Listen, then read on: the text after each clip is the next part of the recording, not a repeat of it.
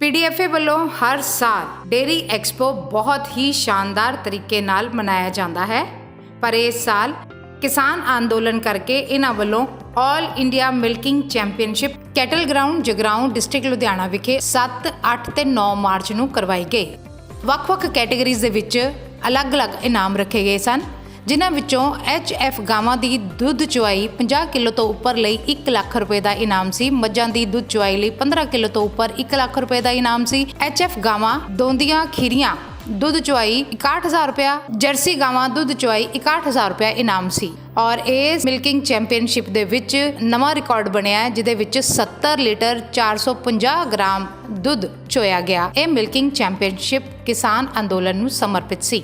इस मौके पीडीएफए दे प्रेजिडेंट सरदार हरजीत सिंह ਵੱਲੋਂ ਇਹ ਕਿਹਾ ਗਿਆ कि हुण हर साल डेयरी एक्सपो दे नाल-नाल ऑल इंडिया मिल्किंग चैंपीयनशिप भी करवाई जाया करेगी। इस मौके प्रेजिडेंट पीडीएफए हरजीत सिंह जी, सरदार इंद्रजीत सिंह SDM साहब, GM वेरका डॉक्टर गरेवाल ते होर शख्सियतां पहुंचियां सन। इस मिल्किंग चैंपीयनशिप विच वध चढ़ के किसानां ने भाग लिया। इस मौके जेतूआं नूं इनाम भी वंडे गए।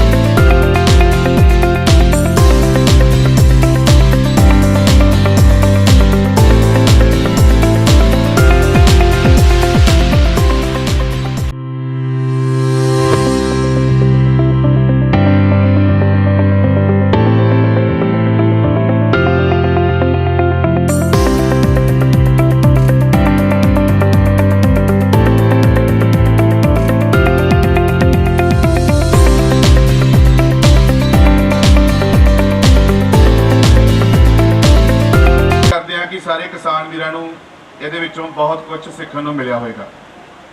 ਹੁਣ ਜਿਹੜੇ ਸਾਡੇ ਅਗਲੇ ਸਪੀਕਰ ਨੇ ਡਾਕਟਰ ਮੁਕੇਸ਼ ਸ਼ਰਮਾ ਜੀ ਨੇ।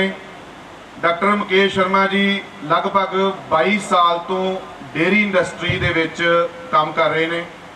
ਹਿੰਦੁਸਤਾਨ ਦੇ ਸਭ ਤੋਂ ਵੱਡੇ ਫਾਰਮ ਦੇ ਉੱਤੇ ਇਹਨਾਂ ਦਾ 15-16 ਸਾਲ ਦਾ ਐਕਸਪੀਰੀਅੰਸ ਹੈ ਤੇ ਪਿਛਲੇ 5-6 ਸਾਲ ਤੋਂ ਸਾਡੇ ਪੰਜਾਬ ਦੇ ਜਿਹੜੇ ਕਿਸਾਨ ਵੀਰ ਨੇ ਉਹਨਾਂ ਦੀ ਹੈਲਪ ਲਈ ਇਹ ਆ ਰਹੇ ਨੇ। ਡਾਕਟਰ ਜਿਹੜੇ ਮੁਕੇਸ਼ ਸ਼ਰਮਾ ਜੀ ਨੇ, ਇਹਨਾਂ ਦੇ ਲਗਭਗ 32 ਰਿਸਰਚ ਪੇਪਰ ਨੇ, ਜਿਹਦੇ ਵਿੱਚ 8 ਰਿਸਰਚ ਪੇਪਰ ਜਿਹੜੇ ਨੇ ਉਹ ਇੰਟਰਨੈਸ਼ਨਲ ਲੈਵਲ ਤੇ ਪਬਲਿਸ਼ ਹੋਏ ਨੇ ਤੇ ਇਹਨਾਂ ਨੂੰ 2 ਨੈਸ਼ਨਲ ਅਵਾਰਡ ਵੀ ਮਿਲੇ ਨੇ। ਤੇ ਅੱਜ ਡਾਕਟਰ ਮੁਕੇਸ਼ ਜਿਹੜੇ ਨੇ ਇਹ ਆਪਣਾ ਤੁਹਾਡੇ ਵਿੱਚ ਜਿਹੜਾ ਟੌਪਿਕ ਆ ਹੀਟ ਸਟ੍ਰੈਸ ਮੈਨੇਜਮੈਂਟ ਤੇ ਹੈ। ਇੱਕ ਬੜਾ ਹੀ ਇੰਪੋਰਟੈਂਟ ਟੌਪਿਕ ਆ। ਕਾਰਨ ਇਹ ਆ ਕਿ ਹੁਣ ਗਰਮੀ ਦੇ ਵਿੱਚ ਜਿਹੜੀ ਹੀਟ ਦੀ ਸਮੱਸਿਆ ਵਾ ਉਹਦੇ ਨਾਲ ਦੁੱਧ ਇੱਕਦਮ ਸਾਡਾ ਗਿਰਦਾ ਤੇ ਅਗਰ ਇਹ ਥੋੜੀ ਜਿੰਨੀ ਆਪਾਂ ਇਹਨੂੰ ਅੰਡਰਸਟੈਂਡ ਕਰ ਲਈਏ ਤੇ ਆਪਾਂ ਆਪਣੇ ਫਾਰਮ ਤੇ ਜਿਹੜੀ ਮਿਲਕ प्रोडक्शन है ਉਹਨੂੰ मेंटेन कर सकते हैं। काफ़ी सारे फार्मर्स काफ़ी मेरे को पहचानते भी हैं, जानते भी हैं। काफ़ी समय से डेयरी के साथ में हूँ, जानवरों के साथ में हूँ, तो जानवरों का और अपना जो है थोड़ा सा अच्छी मित्रता है। उसी मित्रता के चलते जानवर लोग कुछ बताते रहते हैं, पशु कुछ बताते रहते हैं। वो लोग जो मेरे को बताते हैं वही सारी चीज़ें मैं आपको बताता हूँ। कुछ गलतियाँ मैंने 20-22 साल के कैरियर में बहुत सारी गलतियाँ करी हैं, तो मैं चाहता हूँ कि वो गलतियाँ कम से कम आप लोग ना करें। मैं सिर्फ वही बताने का प्रयास कर रहा हूँ। हीट स्ट्रेस शुरू हो गया है, ये आप सबको पता है, क्योंकि आप सब लोग भी यहाँ बैठे हैं तो आप लोग को भी हीट लगना शुरू हो गई है। पंखे भी चालू हुए हैं, कुछ समय बाद AC भी चालू हो जाएंगे। और आने वाली समस्या होता क्या है कि जब हीट स्ट्रेस शुरू होता है तब तो हम लोग को उतना फर्क नहीं पड़ता, हम ध्यान नहीं देते। खास करके जहाँ पर सीजनल ब्रीडिंग चलती है, जैसे कि हमारे पंजाब में जो सीजनल ब्रीडिंग चलती है कि हम लोग कोशिश करते हैं कि सर्दियों के टाइम में ज़्यादा से ज़्यादा हमारी गाय की जो है काबिंग हो जाए, ज़्यादा से ज़्यादा हमारी गायों की ब्रीडिंग हो जाए। तो वहाँ पे हम ज़्यादा चिंता नहीं करते कि गर्मी कोई नहीं गाय की काबिंग नहीं कराएंगे, कोई नहीं गाय को ब्रीड नहीं कराएंगे। प्रॉब्लम वहाँ पर नहीं आती। प्रॉब्लम कब आती है जब हम सर्दियों में उस गाय को ब्रीड कराने जाते हैं और वो गाय ब्रीड नहीं होती है, वो गाय बार बार रिपीट मारती है, वो गाय कुछ गाय ऐसी होती है जिसमें अर्ली एम्ब्रायनिक डेथ हो जाती है। वो जो रीजन होता है, वो जो समस्या होती है, बहुत बड़ी समस्या होती है। इसलिए टॉपिक बड़ा इंपॉर्टेंट हो जाता है। टाइम का थोड़ा सा कंस्ट्रेंट है, मैं कोशिश करूंगा जो इंपॉर्टेंट चीज़ें हैं उनको थोड़ा सा एम्फासाइज करने की, बाकी जो चीज़ें हैं वो मैं थोड़ा सा जल्दी जल्दी निकालूंगा। हीट स्ट्रेस क्या होता है आप सबने पता है। ऐसा स्ट्रेस, कोई भी स्ट्रेस, हीट स्ट्रेस को भी छोड़ दो, आप स्ट्रेस की यदि अपन बात करें, जो आपकी नॉर्मल लाइफ, जो आपकी नॉर्मल फिजियोलॉजिकल कंडीशन है, जो आप नॉर्मली जो काम करते हो, जो खाते हो, पीते हो, रहते हो, सोते हो, उसमें किसी भी कारण से कोई भी छोटा मोटा डेविएशन यदि आ जाए, उसमें छोटा मोटा कोई भी बदलाव आ जाए, वो स्ट्रेस कहलाता है।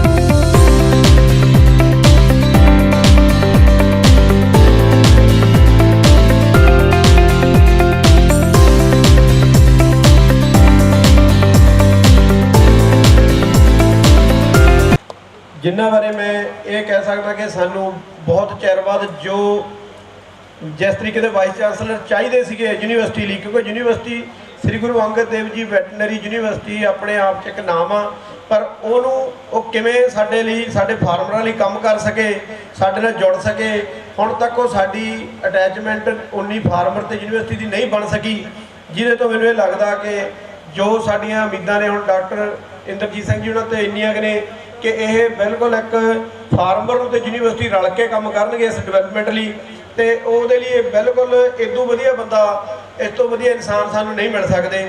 ਮੈਂ ਉਹਨਾਂ ਨੂੰ ਜੀ ਆਇਆਂ ਆਖਦਾ, ਕਿਉਂਕਿ ਅਸੀਂ ਤਾਂ ਸਾਡੇ ਹਰੇਕ ਪ੍ਰੋਗਰਾਮ ਦੇ ਵਿੱਚ ਉਹ ਪਹਿਲਾਂ ਵੀ ਆਉਂਦੇ ਨੇ, ਤੇ ਡਾਇਰੈਕਟਰ ਐਨੀਮਲ ਹਸਬੈਂਡਰੀ ਸੀ ਉਦੋਂ ਵੀ ਆਪਣੇ ਮੇਲੇ ਦੇ ਵਿੱਚ ਉਹਨਾਂ ਨੇ ਸ਼ਮੂਲੀਅਤ ਕੀਤੀ ਸੀ। ਉਸ ਤੋਂ ਬਾਅਦ ਮੈਂ ਡਾਇਰੈਕਟਰ ਇੰਦਰਜੀਤ ਸਿੰਘ ਸਾਬਕਾ ਡਾਇਰੈਕਟਰ ਨੇ, ਪਰ ਹੁਣ ਵੇਰਕਾ ਦੇ ਵਿੱਚ ਐਕਸਟੈਂਸ਼ਨ ਸਰਵਿਸ ਦੇ ਵਿੱਚ ਆਪਾਂ ਹੁਣ ਕੰਮ ਕਰ ਰਹੇ ਨੇ, ਤੇ ਉਹਨਾਂ ਲਈ ਉਹਨਾਂ ਨੂੰ ਤਾਂ ਆਪਣੇ ਨਾਲ ਹੀ ਤੁਸੀਂ ਸਾਰੇ ਫਾਰਮਰ ਜਾਣਦੇ ਹੋ, ਉਹਨਾਂ ਨੂੰ ਜੀ ਆਇਆਂ ਆਖਦਾ ਵਾਂ। ਐਸਡੀਐਮ ਸਾਹਿਬ ਸਰਦਾਰ ਨਰਿੰਦਰ ਸਿੰਘ ਜੀ, ਉਹਨਾਂ ਨੂੰ ਜੀ ਆਇਆਂ ਆਖਦਾ। ਆਸ਼ੀਸ਼ ਅਗਰਵਾਲ ਜੀ ਆਪਣੇ ਜੀਐਮ ਵੇਰਕਾ, ਉਹਨਾਂ ਨੂੰ ਜੀ ਆਇਆਂ ਆਖਦਾ। ਡਾਕਟਰ ਆਰਐਸ ਗਰੇਵਾਲ ਜੀ, ਉਹਨਾਂ ਨੂੰ ਜੀ ਆਇਆਂ ਆਖਦਾ। ਤੇ ਜਿਵੇਂ ਸਾਡੇ ਤੋਂ ਪਹਿਲਾਂ ਡਾਕਟਰ ਮੁਕੇਸ਼ ਸ਼ਰਮਾ ਤੇ ਡਾਕਟਰ ਵਿਵੇਕ ਨੇ ਤੁਹਾਨੂੰ ਬਹੁਤ ਵਧੀਆ ਜਾਣਕਾਰੀ ਦਿੱਤੀ ਆ, ਉਹਨਾਂ ਨੂੰ ਧੰਨਵਾਦ ਆਖਦਾ, ਜੀ ਆਇਆਂ ਆਖਦਾ ਵਾਂ। ਭਰਾਵੋ, ਜਿਹੜਾ ਆਪਾਂ ਪਹਿਲੇ ਵਾਰ ਆਪਾਂ ਜਦੋਂ ਡੈਰੀ ਐਗਰੀ ਐਕਸਪੋ 2007 'ਚ ਕੀਤਾ ਸੀ, ਤੇ ਅੱਜ ਤੱਕ ਉਹ ਲਗਾਤਾਰ ਹਰ ਸਾਲ ਹੁੰਦਾ ਆਇਆ ਤੇ ਹਰ ਸਾਲ ਵੱਡਾ ਵੀ ਹੁੰਦਾ ਗਿਆ, ਤੇ ਤੁਹਾਡੀ ਜਿਹੜੀ ਬਰੀਡ ਡਿਵੈਲਪਮੈਂਟ ਜਾਂ ਤੁਹਾਡੇ ਫਾਰਮਰਾਂ ਦੀ ਡਿਵੈਲਪਮੈਂਟ ਦੇ ਵਿੱਚ ਇਸ ਸ਼ੋਅ ਦਾ ਬਹੁਤ ਵੱਡਾ ਯੋਗਦਾਨ ਰਿਹਾ। ਪਰ ਇਸ ਵਾਰ ਕਿਸਾਨ ਅੰਦੋਲਨ ਦੇ ਕਾਰਨ ਆਪਾਂ ਉਹ ਜਿਹੜਾ ਡੈਰੀ ਐਗਰੀ ਐਕਸਪੋ ਕੈਂਸਲ ਕਰ ਦਿੱਤਾ ਸੀ, ਤੇ ਤੁਹਾਡੀਆਂ ਭਾਵਨਾਵਾਂ ਨੂੰ ਤੁਸੀਂ ਹੁਣ ਜਿਹੜੇ ਪਾਰਟਿਸਪੈਂਟ ਬੈਠੇ ਹੋ, ਤੁਹਾਡੀਆਂ ਭਾਵਨਾਵਾਂ ਨੂੰ ਮੁੱਖ ਰੱਖਦੇ, ਕਿਉਂਕਿ ਅਸੀਂ ਬਰੀਡਰ ਸਟੇਟ ਆ HF ਦੀ, ਤੇ ਅਸੀਂ ਉਹ ਭਾਵਨਾਵਾਂ ਨੂੰ ਧਿਆਨ ਰੱਖਦੇ ਕਿ ਮੱਝਾਂ ਗਾਵਾਂ ਜਿਨ੍ਹਾਂ ਲੋਕਾਂ ਨੇ ਤਿਆਰ ਕੀਤੀਆਂ ਸੀ ਸ਼ੋਅ ਵਾਸਤੇ, ਉਹਨੂੰ ਸੋਚ ਕੇ ਅਸੀਂ ਇਕੱਲੀ ਮਿਲਕਿੰਗ ਚੈਂਪੀਅਨਸ਼ਿਪ ਕਰਵਾਈ ਕਿ ਜਿਹੜੇ ਤਾਂ ਕਿ ਲੋਕ ਜਿਹੜੇ ਉਤਸ਼ਾਹਿਤ ਹੋਣ ਔਰ ਦੇਖਣ ਕਿ ਜੇ 70 ਲੀਟਰ ਗਾਂ ਦੁੱਧ ਦਿੰਦੀ ਹੈ ਤੇ ਉਹ ਅਸੀਂ ਕਿਵੇਂ ਰੱਖ ਸਕਦੇ ਹਾਂ ਉਤਸ਼ਾਹਿਤ ਕਰਨ ਲਈ, ਜਾਂ ਕਹਿ ਲਓ ਵੀ ਜਦੋਂ ਵੀ ਕੋਈ ਐਕਟੀਵਿਟੀ ਹੋਣੀ ਚਾਹੀਦੀ ਹੈ ਜੇ ਤੁਸੀਂ ਜਿਸ ਧੰਦੇ 'ਚ ਜਾਨ ਪਾ ਕੇ ਰੱਖਣੀ ਹੈ, ਉਹ ਐਕਟੀਵਿਟੀ ਦੇ ਲਈ ਅਸੀਂ ਮਿਲਕਿੰਗ ਚੈਂਪੀਅਨਸ਼ਿਪ ਕਰਾਈ ਤੇ ਸਾਨੂੰ ਇੰਨਾ ਕੁ ਵਧੀਆ ਮਹਿਸੂਸ ਹੋਇਆ। ਮੈਂ ਡਾਕਟਰ ਸਾਹਿਬ ਨੂੰ ਕਹਾਂਗਾ ਕਿ ਮੈਨੂੰ ਇਹ ਲੱਗਦਾ ਵੀ ਜਿੰਨਾ ਕੁ ਅਸੀਂ ਇਕੱਠ ਕੀਤਾ ਇੰਨਾ ਵੀ ਨਹੀਂ ਹੋਣਾ ਚਾਹੀਦਾ ਅਗਲੀ ਚੈਂਪੀਅਨਸ਼ਿਪ ਦੇ ਵਿੱਚ। ਮੇਲੇ ਦੇ ਜਿਹੜਾ ਡੈਰੀ ਐਗਰੀ ਐਕਸਪੋ ਦੇ ਵਿੱਚ ਬਹੁਤ ਵੱਡਾ ਇਕੱਠ ਹੋਣਾ ਚਾਹੀਦਾ। ਚੈਂਪੀਅਨਸ਼ਿਪ ਬੜੀ ਇਕਾਂਤ ਦੇ ਵਿੱਚ ਹੋਰ ਵੀ ਹੋਣੀ ਚਾਹੀਦੀ, ਇਕੱਲੇ ਪਾਰਟਿਸਪੈਂਟ ਜ਼ਿਆਦਾ ਹੋਣ, ਕਿਉਂਕਿ ਜੋ ਮਾਹੌਲ ਪਿਛਲੇ 3 ਦਿਨਾਂ ਤੋਂ ਤੰਬੂਆਂ ਦੇ ਵਿੱਚ ਜਿਹੜੇ ਸਾਡੇ ਫਾਰਮਰਾਂ ਨੇ ਫੀਲ ਕੀਤਾ ਔਰ ਜਿਸ ਤਰੀਕੇ ਨਾਲ ਉਹਨਾਂ ਨੇ ਆਪਣੀ ਗਾਈਆਂ ਮੱਝਾਂ ਦੀ ਸੇਵਾ ਕੀਤੀ ਆ, ਅਸੀਂ ਇਸ ਚੈਂਪੀਅਨਸ਼ਿਪ ਨੂੰ ਰੰਗ ਬਰੰਗੀ ਬਣਾਵਾਂਗੇ। ਤੇ ਅੱਜ ਅਸੀਂ ਅਨਾਉਂਸ ਕਰਦੇ ਹਾਂ ਚੈਂਪੀਅਨਸ਼ਿਪ ਅਸੀਂ ਬਦਲਦੇ ਤੌਰ ਤੇ ਕੀਤੀ ਸੀ ਕਿ ਇਹ ਸਾਡਾ ਡੈਰੀ ਸ਼ੋਅ ਦੀ ਬਜਾਏ ਇਸ ਵਾਰ ਛੋਟਾ ਪ੍ਰੋਗਰਾਮ ਕਰਨਾ ਤਾਂ ਮਿਲਕਿੰਗ ਚੈਂਪੀਅਨਸ਼ਿਪ ਕਰ ਲਈਏ।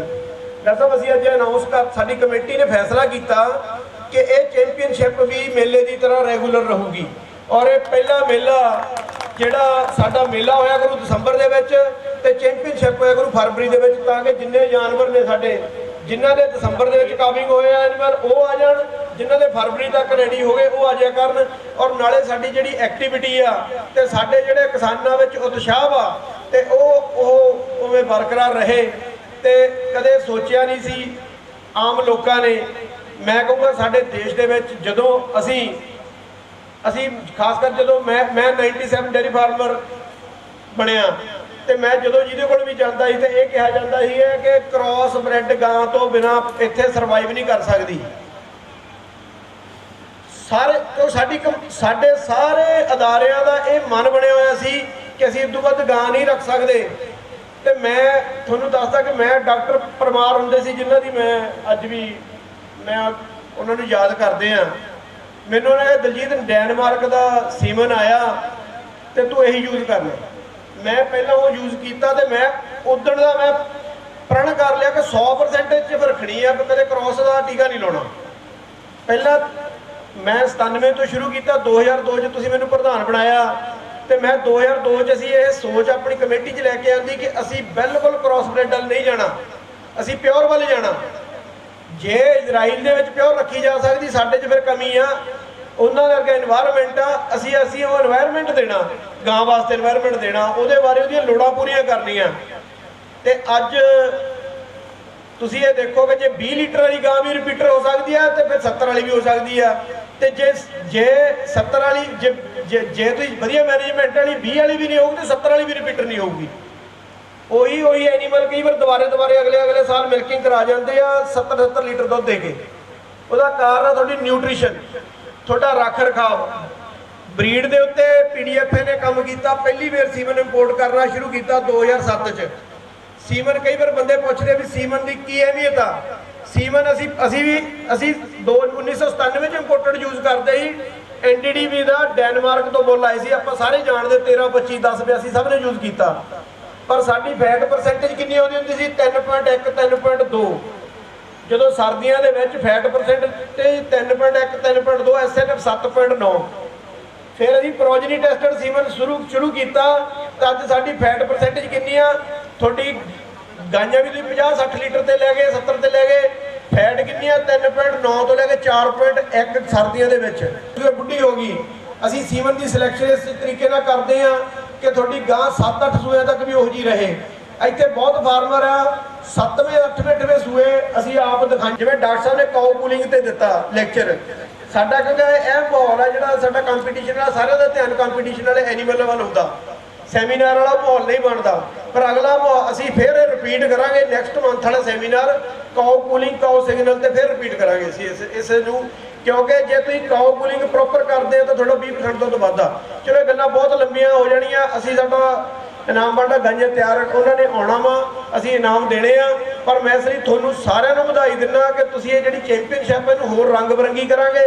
ਇਹਦੇ ਲਈ ਤੁਹਾਡੇ ਸੁਝਾਵਾਂ ਦੇ ਮੁਤਾਬਕ ਇਹਨੂੰ ਅਸੀਂ ਹੋਰ ਵਧੀਆ ਕਰਾਂਗੇ।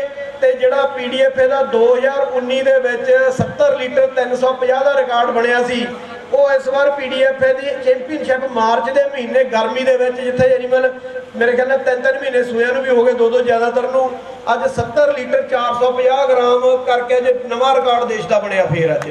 ਔਰ ਇਹ ਚੈਂਪੀਅਨ ਇਹ ਰਿਕਾਰਡ, ਆਪਣਾ ਰਿਕਾਰਡ 100 ਗ੍ਰਾਮ ਨਾਲ ਟੁੱਟਿਆ। ਦੂਸਰਾ ਰਿਕਾਰਡ ਬਣਿਆ 51 ਲੀਟਰ ਤੋਂ ਉੱਪਰ ਇਹਦਾ ਆਪਣੀ ਦੋਂਦੀ ਵਹਿੜੀ ਦਾ। ਔਰ ਅੱਜ ਦੁੱਗੀਆਂ ਵਹਿੜੀਆਂ 25-25 26-26 ਮਹੀਨੇ ਵਾਲੀਆਂ ਉਹ ਵਹਿੜੀਆਂ ਵੀ ਤੁਹਾਨੂੰ ਅੱਜ 51 ਲੀਟਰ ਦੁੱਧ ਦੇਣ ਲੱਗ ਗਈਆਂ। ਮੱਝ ਦਾ ਰਿਕਾਰਡ ਤੁਹਾਡੇ ਕੋਲ ਸਾਰੇ ਰਿਕਾਰਡ ਆ ਜਾਣੇ ਆ। ਉਹਦੇ ਵਿੱਚ ਮੱਝ ਦੇ ਤੌਰ ਤੇ ਮੈਂ ਇੱਕ ਮੱਝਾਂ ਵਾਲੇ ਕੰਪੀਟੀਸ਼ਨ 'ਚ ਇੱਕ ਜਿਹੜੀ ਵਧੀਆ ਗੱਲ ਕੀ ਹੋਈ ਕਿ ਜਿਨ੍ਹਾਂ ਨੇ ਪਹਿਲਾ ਨਾਮ ਜਿੱਤਿਆ ਉਹ ਘਰੋਂ ਐਂ ਮੱਝ ਖੋਲ ਲਿਆ ਤੇ ਇੱਥੇ ਲਿਆ ਕੇ ਬੰਨ ਲਈ। ਉਹਦੇ 'ਚ ਜਿਹੜੀ ਬੀਬੀ ਨੇ ਮਿਲਕਿੰਗ ਕੀਤੀ ਆ, ਅਸੀਂ ਉਹਨਾਂ ਨੂੰ ਸਨਮਾਨਿਤ ਕਰਾਂਗੇ। ਉਹਨਾਂ ਨੇ ਇੱਥੇ ਐਂ ਹੀ ਲਿਆ ਕੇ ਮਿਲਕਿੰਗ ਕੀਤੀ ਤੇ ਉਹਨਾਂ ਦੀ ਗਾਂ ਪਹਿਲੇ ਨੰਬਰ ਤੇ, ਮੱਝ ਪਹਿਲੇ ਨੰਬਰ ਤੇ ਆਈ ਆ। ਔਰ ਇਹ ਬੜਾ ਵਧੀਆ, ਅਗਲੀ ਵਾਰ ਨੂੰ ਹੋਰ ਤਿਆਰੀ ਕਰਕੇ ਮੈਨੂੰ ਲੱਗਦਾ ਹੋਣਗੇ ਤਾਂ 30 ਲੀਟਰ ਗਾਂ ਮੱਝ ਤੋਂ ਦੁੱਧ ਚਵਾ ਸਕਦੀ ਸੀ, ਜਿਹੜਾ ਅੱਜ 25 ਲੀਟਰ ਤੋਂ ਥੋੜਾ ਘੱਟ ਹੋਇਆ। ਜੋ ਤਿਆਰੀ ਕਰਨਗੇ 30 ਲੀਟਰ ਤੋਂ ਵੱਧ ਉਹਨੇ ਮੱਝ ਦੁੱਧ ਦੇ ਸਕਦੀ। ਇਸ ਕਰਕੇ ਇਹ ਚੈਂਪੀਅਨਸ਼ਿਪ ਤੁਹਾਡੇ 'ਚ ਨਵਾਂ ਉਤਸ਼ਾਹ ਪੈਦਾ ਕਰ ਲਈ, ਆਪਣੇ ਡੇਅਰੀ ਫਾਰਮਰ 'ਚ ਨਵਾਂ ਉਤਸ਼ਾਹ ਪੈਦਾ ਕਰ ਲਈ। ਇਹ ਸ਼ੁਰੂ ਹੋਈ ਹੈ ਤੇ ਅਗਲੀ ਸੈਕਿੰਡ ਵੀ ਕਰਾਂਗੇ। रंजीत सिंह जी, प्रेसिडेंट पीडीएफए, मेरे सत्कारयोग सरदार इंद्रजीत सिंह सरा, एसडीएम साहब, जीएम वेरका, डॉक्टर ग्रेवाल ਅਤੇ ਸਾਡੇ किसान भाइयों, ਇਹ ਮੇਰੇ ਲਈ ਬੜਾ ਹਰਸ਼ ਦਾ ਵਿਸ਼ਾ ਹੈਗਾ ਕਿ ਅੱਜ ਪੀਡੀਐਫਏ ਨੇ ਇਹ ਦੁੱਧ ਚੁਆਈ ਦਾ ਵੱਖਰਾ ਹੀ ਇੱਕ ਮੇਲਾ ਲਗਾ ਕੇ, ਇੱਕ ਚੈਂਪੀਅਨਸ਼ਿਪ ਲਗਾ ਕੇ ਉਹ ਕਿਸਾਨ ਜਿਨ੍ਹਾਂ ਕੋਲ ਚੰਗਾ ਪਸ਼ੂਧਨ ਹੈਗਾ ਉਹਨਾਂ ਨੂੰ ਰਿਕਗਨੀਸ਼ਨ ਦੇਣ ਦੀ ਇੱਕ ਕਦਮ ਉਠਾਇਆ ਹੈ। ਅਤੇ ਹੁਣ ਤੁਸੀਂ ਦੇਖ ਰਹੇ ਹੋ ਕਿਸ ਤਰ੍ਹਾਂ ਦੀ ਗਊਆਂ ਤੇ ਮੱਝਾਂ ਇੱਥੇ ਆਣਗੀ ਜਿਨ੍ਹਾਂ ਨੇ 70 ਕਿਲੋ ਤੱਕ ਦੁੱਧ ਦਿੱਤਾ ਹੈ, 70 ਕਿਲੋ ਤੋਂ ਵੱਧ ਹੀ ਦਿੱਤਾ ਹੈ। ਤੇ ਪਿੱਛੇ ਵਾਲਾ ਰਿਕਾਰਡ ਜਿਵੇਂ ਦਲਜੀਤ ਸਿੰਘ ਜੀ ਨੇ ਦੱਸਿਆ, ਪਿੱਛੇ ਵਾਲਾ ਰਿਕਾਰਡ ਵੀ ਤੋੜਿਆ ਹੈ ਪੀਡੀਐਫਏ ਦਾ, 70 ਕਿਲੋ 450 ਗ੍ਰਾਮ ਦੁੱਧ ਦੇ ਕੇ। ਇਹ ਜਿਹੜਾ ਮਿਲਕ ਰਿਕਾਰਡਿੰਗ ਦਾ ਹੈ ਜਾਂ ਮਿਲਕ ਚੈਂਪੀਅਨਸ਼ਿਪ ਦਾ ਹੈ, ਇਹਦੀ ਬੜੀ ਲੋੜ ਹੈਗੀ ਕਿਉਂਕਿ ਪੰਜਾਬ ਇੱਕ ਬਰੀਡਰ ਸਟੇਟ ਹੈਗਾ। ਸਾਡੇ ਕੋਲ ਜਿਹੜੇ ਵੀ ਪਸ਼ੂ ਹੈ, ਚਾਹੇ ਉਹ ਐਚਐਫ ਹੋ, क्रॉस ब्रेड हो, मुर्रा, नीली रावी, साहीवाल और इत्थे तक कि इवन जी साडी बकरी है बीटल, और रब ने सानू ये बख्शिया है कि वो सब तो वध दुध देने वाली है सारी ब्रीडर।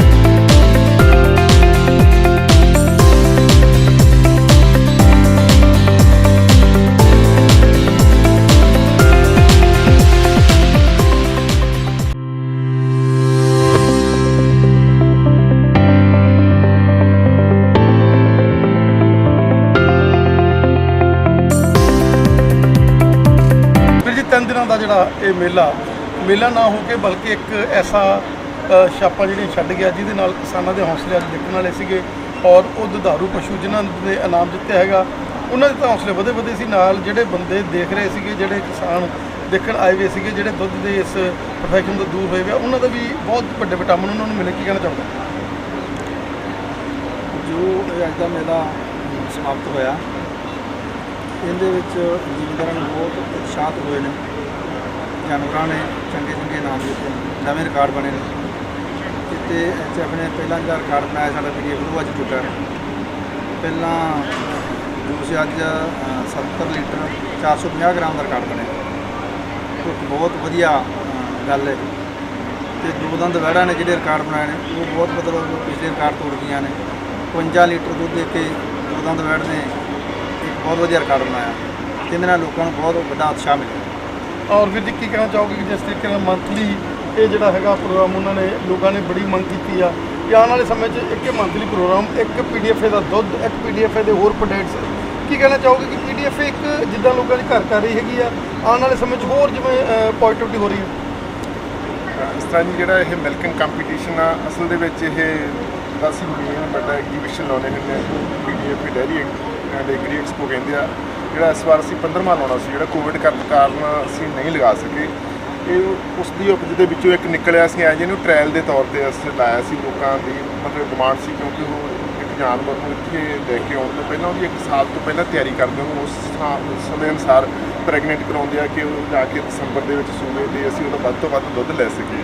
ਅਤੇ ਪਰ ਇਹ 'ਚ ਕਿਸਾਨਾਂ ਦਾ ਸੰਘਰਸ਼, ਕੋਵਿਡ ਜਾਂ ਹੋਰ ਕੀ ਕਾਰਨ ਕਰਕੇ ਉਹ ਚੀਜ਼ ਨੂੰ ਐਗਜ਼ੀਬਿਸ਼ਨ ਨਹੀਂ ਹੋ ਸਕਿਆ ਸੀ। ਇਹਨੂੰ ਅਸੀਂ ਟ੍ਰਾਇਲ ਦੇ ਤੌਰ 'ਤੇ ਮਤਲਬ ਸ਼ੁਰੂ ਕੀਤਾ ਅਤੇ ਤੁਸੀਂ ਯਕੀਨ ਨਹੀਂ ਕਰਨਾ ਵੀ ਮਤਲਬ ਅਸੀਂ 20-25 ਦਿਨ ਦੇ ਨੋਟਿਸ 'ਤੇ ਹੀ ਫਾਰਮਰਾਂ ਨੂੰ ਦੱਸਿਆ ਵੀ ਅਸੀਂ ਐਗਜ਼ੀਬਿਸ਼ਨ ਕਰਾ ਰਹੇ ਹਾਂ।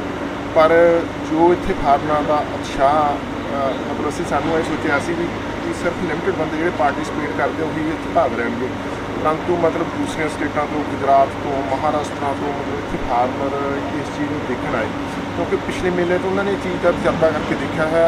ਜਿਹੜੀ ਚੀਜ਼ ਇੱਕ ਲਾਈਵ ਦੇਖਦੇ ਆਪਾਂ ਮਤਲਬ ਤਾਂ ਕੋਈ ਵੀ ਆਪਣੇ ਆਪ ਨੂੰ ਕਲੇਮ ਕਰ ਲੈਂਦਾ ਮੈਂ ਜੀ 50 ਕਿਲੋ ਦੁੱਧ ਦਿੰਦੀ ਹੈ, ਕੋਈ 70 ਕਿਲੋ ਦੁੱਧ ਦਿੰਦੀ ਹੈ, ਪਰ ਇੱਥੇ ਅੱਖਾਂ ਦੇ ਸਾਹਮਣੇ ਜਿਸ ਤਰ੍ਹਾਂ ਓਲੰਪਿਕ ਦੇ ਵਿੱਚ ਆਪਾਂ ਘਰੇ ਸਾਰੇ ਬਹੁਤ 100 ਮੀਟਰ ਵਾਲੀ ਛਾਲ ਵੀ ਲਾ ਲੈਂਦੇ ਹਾਂ, 200 ਮੀਟਰ ਦਾ ਹੀ ਵਾਸਤਾ ਨੇ, ਜਦੋਂ ਮਤਲਬ ਇੱਕ ਮੈਦਾਨ ਦੇ ਵਿੱਚ ਜਾ ਕੇ ਸਾਰੀਆਂ ਚੀਜ਼ਾਂ ਨੂੰ ਪ੍ਰੂਵ ਕਰਨਾ ਪੈਂਦਾ ਤਾਂ ਇਹ ਬਹੁਤ ਵੱਡੀ ਗੱਲ ਹੁੰਦੀ ਹੈ।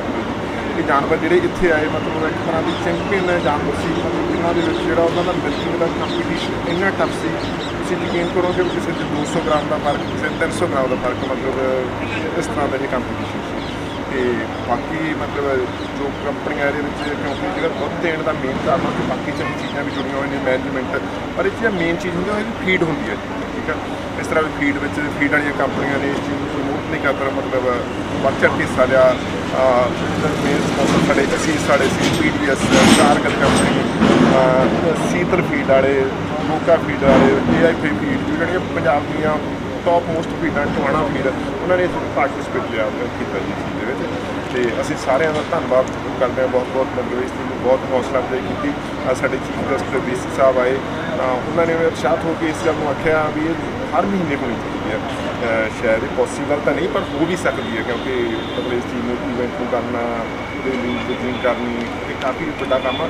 ਪਰ ਜਿਸ ਤਰ੍ਹਾਂ ਜੀ ਸਰਕਾਰ ਇਸ ਦੇ ਵਿੱਚ ਸਾਡੀ ਹੋਰ ਮਦਦ ਕਰ ਸਕਦੀ ਹੈ, ਜਿਸ ਤਰ੍ਹਾਂ ਯੂਨੀਵਰਸਿਟੀਆਂ ਇਸ ਚੀਜ਼ ਨੂੰ ਚਾਹੁੰਦੀਆਂ ਕਿ ਰਿਕਾਰਡਿੰਗ ਕਰਨ ਨਾਲ ਜਾਨਵਰਾਂ ਦਾ ਜਾਂ ਲੋਕਾਂ ਦਾ ਫਾਇਦਾ ਹੁੰਦਾ, ਇਸ ਨੂੰ ਅਸੀਂ ਕੰਟੀਨਿਊ ਕਰਾਂਗੇ। ਪਰ ਅੱਜ ਦੇ ਪ੍ਰਧਾਨ ਜੀ ਨੇ ਅਤੇ ਕਮੇਟੀ ਮੈਂਬਰਾਂ ਨੇ ਮਿਲ ਕੇ ਇਸ ਚੀਜ਼ ਨੂੰ ਅਨਾਊਂਸ ਕਰਤਾ ਵੀ ਇਹ ਐਗਜ਼ੀਬਿਸ਼ਨ ਦੇ ਨਾਲ ਮਿਲਕਿੰਗ ਕੰਪੀਟੀਸ਼ਨ ਵੀ ਹਰ ਸਾਲ ਹੋਇਆ ਕਰੂ ਅਤੇ ਅਗਲੇ ਸਾਲ 15 ਤੋਂ 20 ਫਰਵਰੀ ਦੇ ਵਿੱਚ ਇਹ 2022 ਦੇ ਵਿੱਚ ਕੰਪੀਟੀਸ਼ਨ ਹੋਊਗਾ। ਅਸੀਂ ਸਾਰਿਆਂ ਦਾ ਬਹੁਤ ਬਹੁਤ ਧੰਨਵਾਦ ਕਰਦੇ ਹਾਂ ਜਿਹਨਾਂ ਨੇ ਫਾਰਮਰਾਂ ਨੇ ਹਿੱਸਾ ਲਿਆ, ਕੰਪਨੀਆਂ ਵਾਲਿਆਂ ਨੇ, ਫੀਡ ਮਿਲਰਾਂ ਨੇ, ਅਤੇ ਕਿਸਾਨ ਵੀਰ ਦੂਰੋਂ ਚੱਲ ਕੇ ਆਏ, ਪ੍ਰੈਸ ਵਾਲਿਆਂ ਦਾ, ਸਾਰਿਆਂ ਦਾ ਜਿਨ੍ਹਾਂ ਨੇ ਮਤਲਬ ਸਾਡੇ ਨਾਲ ਯੋਗਦਾਨ ਕਰਕੇ ਚੀਜ਼ਾਂ ਨੂੰ ਮਤਲਬ ਜਿਹੜੇ ਫਾਰਮਰ ਇੱਥੇ ਨਹੀਂ ਆ ਸਕੇ ਉਹਨਾਂ ਤੱਕ ਪਹੁੰਚਾਉਣ ਦਾ ਯਤਨ ਕੀਤਾ ਜੀ। ਬਹੁਤ ਬਹੁਤ ਧੰਨਵਾਦ।